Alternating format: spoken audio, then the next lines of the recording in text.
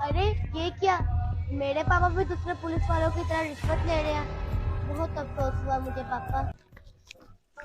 फातिमा बेटा, ये देखो मैं आपके लिए खाने के लिए चिप्स लेकर आया हूँ। चिप्स? वो भी रिश्वत के पैसों से?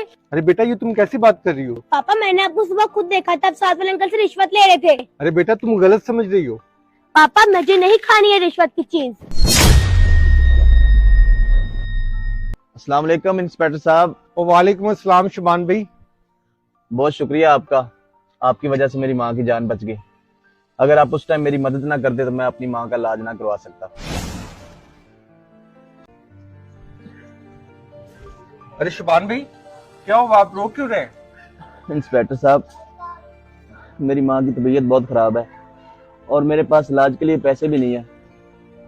अगर शाम तक मैं उनका इलाज ना करा सका तो मेरी माँ मर जाएगी इंस्पेक्टर साहब।